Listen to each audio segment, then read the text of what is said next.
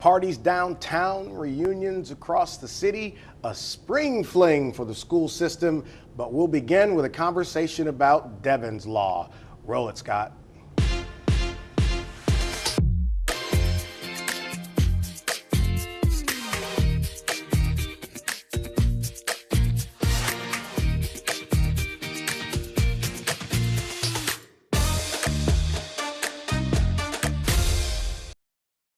April is getting out of here like it owes us some money. Can you believe how fast this year is getting by here? But the legislative session is going on right now. A lot of big business down at the state capitol. And to kick off our show tonight is State Representative Edmond Jordan, representing Louisiana House District 29. What's going on, man? How are you? I'm doing well. How are you doing So today? look, let me ask you, when the session is coming around, are you optimistic, or are you anxious, or are you like, why did I do this? What's the feeling as the session look, starts? I tell everybody, they'll ask me a few days before the session, are you ready? And I always tell them no, but I'll be ready when it starts. So it's kind of one of those deals. Once this year when April 10th came around, Yeah. I was ready. So we're getting into it. Well, we're going to talk about Devon's Law in a moment. I think something that's very, very significant, not just here in Louisiana, in Baton Rouge, but across the state of Louisiana. But let's talk about the session overall. This is the last regular session for Governor Edwards, and there are going to be all these elections this fall, including yours. What's priority in your mind going into this session? Well, look, I think the biggest priority right now is stabilizing the budget. I mean, the first few years I was in office, we had so many special sessions dealing with that. We finally got that taken care of, but you got to remember in a couple of years, the 4.5 cent taxes, that penny is going to drop. And so, we're looking at facing another budget crunch. So we got to be fiscally responsible, and this is a fiscal session that we're having this year. Yeah. So that's the biggest priority, working with the budget. But once we get past that, we got several other things that we're trying to do, because we've done police pursuits, and I got a bill dealing with that. Yeah, but I'm we've gonna also get to that too. we've Yeah. also done some criminal justice reform stuff over the last few years. But now there's a moment or a trend to try to reverse some of that. And we may need to look at some of that, honestly, but we don't want to take it too far back. So we got to make sure we keep our eyes on that ball as well. What's your goal as it relates to that? You've been very outspoken about protecting the rights of citizens across the city, and obviously that reflects across the state as well. Give us a read on where that process is right now. Well, for me, look, I kind of took this session, and I didn't intend to have a certain theme to the session, but this session for me is sort of taking on a theme to speak for those who can't speak for themselves, which in some ways is not different from what I've been doing in the past. But you have to remember, as it relates to police pursuits, 2 young ladies died tragically. That happened in my district, less than a mile from my home. When we talk about Devon's Law, we're talking about a young man that lost his life. These are folks that can't speak for themselves. So we're doing that. I've got another bill that's dealing with reducing the rates of prison communication, so whether it be payphones or Zoom calls or whatever, because that hurts the incarcerated, but it more so hurts the incarcerated person's family. And so we're trying to do some things, because we know if people can communicate with their loved ones when they come out, it reduces recidivism. They're less likely to have violations when they are incarcerated. So for me, I'm trying to deal with a few of those things, but I will tell you, Devon's Law is something that's very important. Let's get right into it. We have kept a picture of that little boy on our set since Kathy Tolliver was here the first time, and we told her that the picture of Devon, just like the one with Allie, is going to stay here until they catch the killer or killers of that baby. Leading into that, Devon's mother was trying to get out of that house because she was concerned about violent crime around there. And she was treated pretty horribly by the landlord. And basically, he put his thumb on her.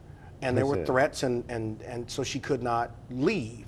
Well, subsequently, her 3-year-old is struck in the head by a bullet. And so I don't think anyone who is in a situation where it's life and death should have to go through what Ty went through. So let's talk about this law. So let's back up. You started at the pertinent point, but the Metro Council had taken some actions. My good friend Cleve Dunn sponsored that measure and took it as far as they could take it.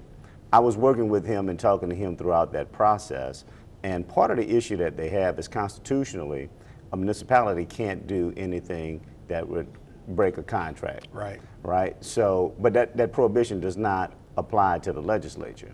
So they have taken this as far as they could take it, and he and I were coordinating with this, and he's like, look, this is where I am with it. There's a final step. Are you willing to do something? And you know, I was like, absolutely, let's do this. So what my bill does is just that. It allows someone within a 6-month period, if they've had 2 reports to the police of criminal activity, that they can it's an early termination of the lease. It allows them to early terminate that lease, and the landlord has to he can get 30 days, but beyond that, that's it. They can get out of there, and hopefully a situation like this won't happen again. I hope not, man, because it's about as bad. And I didn't know this until I had a conversation with Mike Adams about this, and he was explaining the situation she was in, and it's just terrible. Let's talk about the pursuit legislation that you referenced earlier. So with that, what we're trying to do, and look, I've talked to the Sheriff's Association and some other stakeholders, and one of the things they mentioned to me that we don't want a total ban on pursuits, and I get that. So what my bill, it doesn't have a total ban on pursuits, but it does have an accountability aspect to it. And it basically what it says is you can have the pursuit, and I don't care necessarily if you're chasing them for a misdemeanor, if you're chasing them for a violent felony, chase them for whatever you like. However, if it ends in death or serious bodily injury to the innocent bystander, there should be some accountability and some financial compensation that goes to the victims. And so that's the biggest thing. We have to have some teeth to it. And Clay, I can tell you, one of the biggest incentives to reduce bad behavior or mitigate bad behavior is that financial incentive. Oh, yeah. And so we gotta put, you know, some people say, well, why don't we make a criminal statute or what? That's fine. If somebody else wants to pursue it from that angle, I welcome that.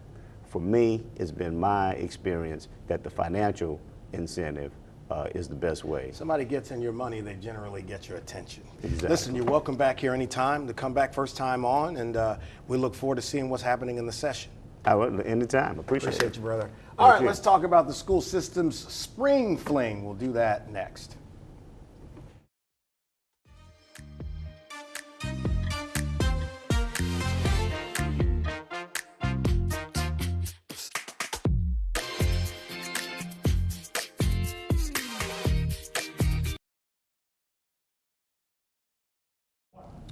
Well, Nicola Hall has been here before, the director of HR over at EBR Schools. She'll call when things are going on with the district to let you know about it. But got a brand new person with her today, and brand new to the position, Edward Roberts, who is the EBR Schools recruiting director. Recruiting manager.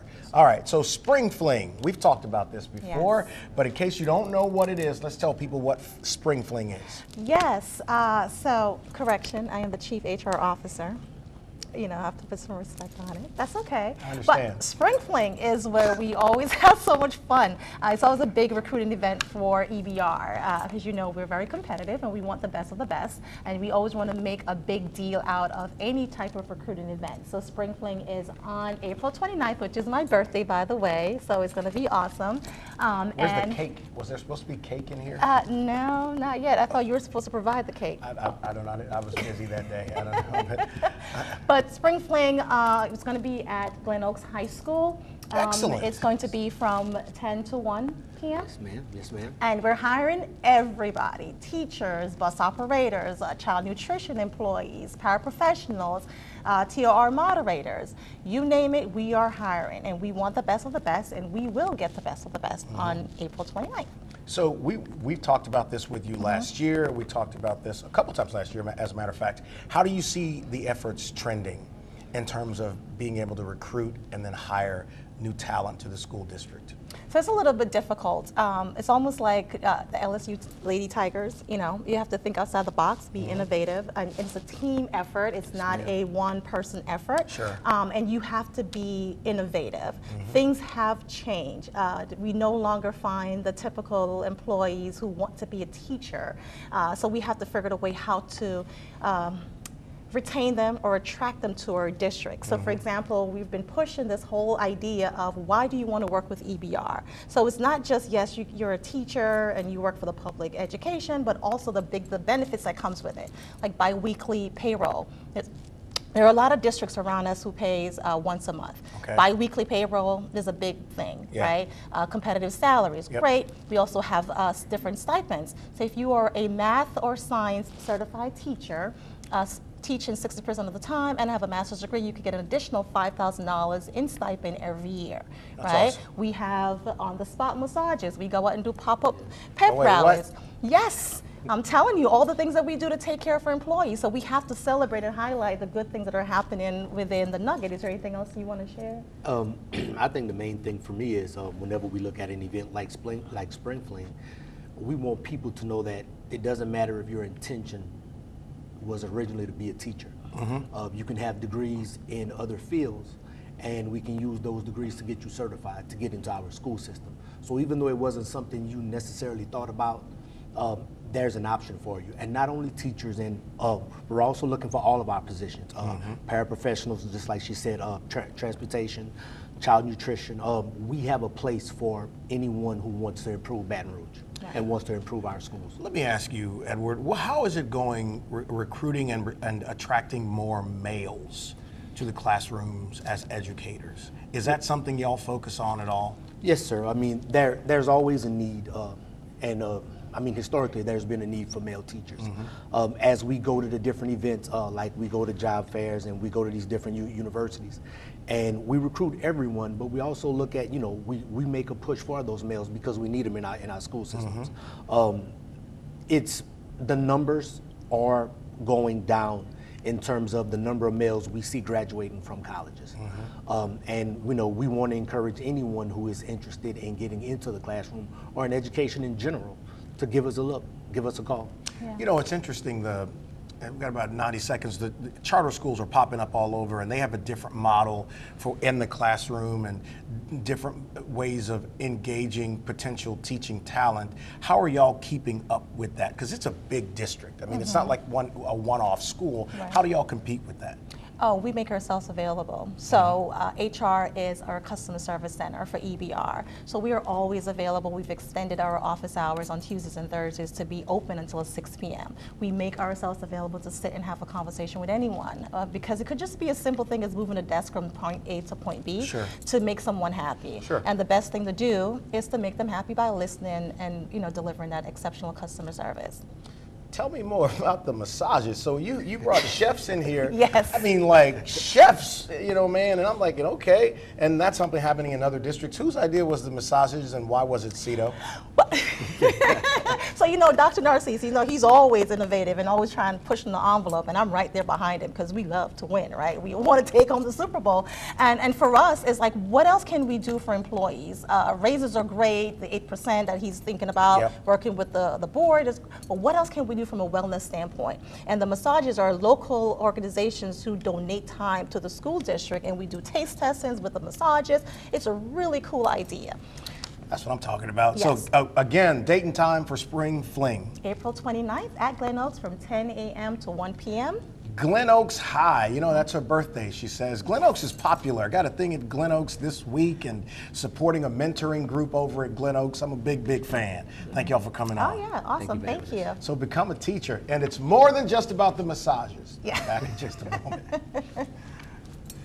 That's cool. Thank I really enjoy highlighting our community and things happening around the city of Baton Rouge. Sitting here with Simone Higginbotham talking about Glen Oaks Middle. Glen Oaks getting all this love on the show today. Talked about the high school, now the middle school, and then the Zion City community. Got an event taking place on the 22nd here. Scott will pop that up on the screen to show it to you for all the alumni of Zion City Elementary at the time. Correct. And look at these pictures. I asked her, was she in any of these pictures? She said, no, that was before her time. My goodness, man, look at all those afros. Exactly. So let's talk about Glen Oaks Elementary and all the names it's been over and where this all started. Where did this all start? Actually, last summer, Okay. we were doing a cleanup with Councilman Darrell Hurst, that's his district, Yeah. and somebody pointed the superintendent at RSL to me because she wanted to bring the community together with the school, which is now called Glen Oaks Middle. That's right. It was initially, before that, it was North Banks Middle, It's been several other names up after 1981. Right. That Zion City Elementary closed in 1981, the year I was going to the 5th grade that following fall. And you know, you guys are making this investment into the community as both a reflection of pride, but also to highlight some of the people who've come through that area. Tell me a little bit about that. Oh my goodness, we've had some awesome people to come through that community. Charles R. Kelly himself is from that community. Former member of the Metro Council. Exactly, Yeah. exactly. So we have some great people that have come through, and still are great people that live there in the community that haven't left. I have quite a history with that school. My family, the school initially was a community school before EBR took it over. People in that community were tired of their children had to walk to school over off of Hooper Road past the Blackwater Road. So that's quite a walk for children to go. That's pretty good distance. Yeah. So they came together, they built the school. The school opened in 1950. My mother was actually in the first grade class. There was no kindergarten in 1950. Right. So I went there. Most of my cousins, my first cousins, my mother's cousins, my family is one of the first families to come to that community. So I have a history. And Tell people where Zion City is. If you move around Baton Rouge, you hadn't been here a while or are not from here, you may not know where Zion City is. Zion City is in North Baton Rouge. That's right. Right off of Plank Road. It's made up of Ford Street, Packard Street, Stern, Cadillac, Page, and Peerless. You know, the community pride from people. You know Chris Richard, right? Absolutely. Who's been here a few times. He's got he wears his pride for his community on his chest. And but that's something that I think right now is gone a little bit. That pride and community in a lot of places. Why is it stuck there so well? I don't know. I guess it's just a sense of home. I don't care how long I've been gone, and you know, I don't live there anymore. And I have to go back every now and then. I just no more than just ride through. I only have one living relative that still lives there. She'll be 98 on the 27th. Wow. Been there all of her life. Wow. The house that she lives in, the house she moved in when she got married 77 years ago. So she still lives there. And last year, birthday, they gave her a parade. Councilman Hurst came out and made it her day, Willie Mae Tolliver Day. She's the longest living person in Zion City. That's fantastic. This thing that's going to be happening this weekend, tell me a little bit about what's going on. We're actually we've partnered with RSL. They're doing their Spring Fest, so we're bringing the alumni picnic, the Zion City Elementary Alumni Picnic, and thus far, my phone was absolutely on fire yesterday. People are coming from Mobile, as far as Dallas and Houston, New Orleans, Lafayette, from all around Baton Rouge, coming back to Zion City to our picnic, our alumni picnic. What kind of food are y'all serving out there?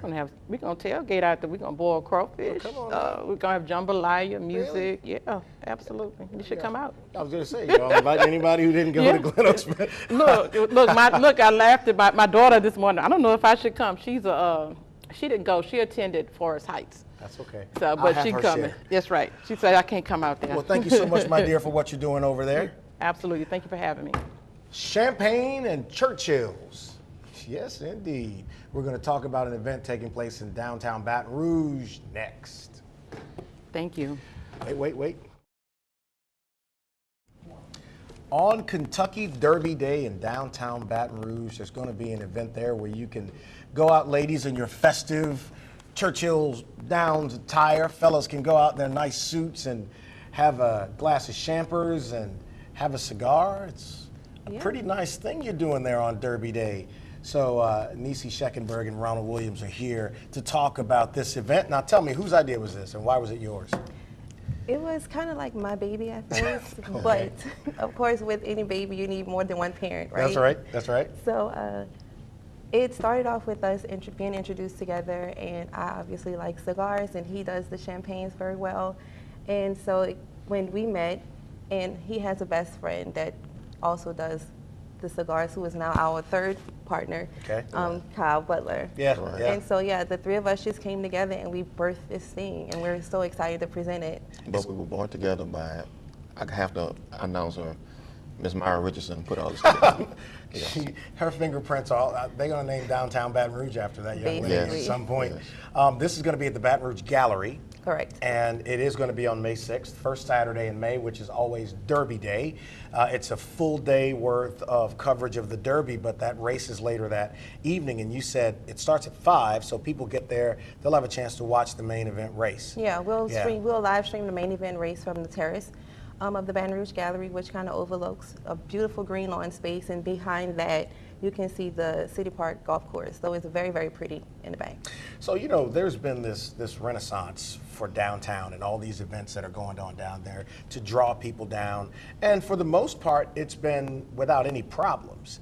To what do y'all attribute that to? Because there are more and more activities, maybe not just like this, but there's some similar that are happening in downtown Baton Rouge. Why so hot all of a sudden? I think that everyone is kind of over the club culture here. Yeah. And it's such a college town, and so everything for its nightlife goes, or just entertainment, is always from a pub or like a club standpoint, and we're just kind of outgrown that. Yeah, And so yeah. I think everyone wants to enter into new spaces that kind of represent where we are now in life. So if you walk into this event, what can you expect? What is the good time to be had at this event? We're going to have a live band by the Universal Language, which Okay. is very popular. And we also have sounds by Go DJ Kicks. He's going to be the DJ also. We have games. We're going to have all kind of activities that can be done. And we have a bar. We're not just going to sip champagne and smoke cigars there. We have a bar and all I kind mean, of games to play. it's Derby Day, so me and Julius will definitely report. Oh man, get your Uber fingers ready too. Yes. This is great, and you know you have a real thirst to do these kinds of things because I got an event we'll be talking about next week that's coming up next month. She's been asking me once a month I hear, when is your event again? When is your event again? So what's next after Champagne and Churchill's? Well, last fall I did Cubans and Cabanas at LaBerge. Cubans and Cabanas. Yes, it was at the rooftop pool. It was a gorgeous night. And Yeah. so we'll How'd you luck that plan- up? The I weather did. here is just. I make phone calls. You make phone calls.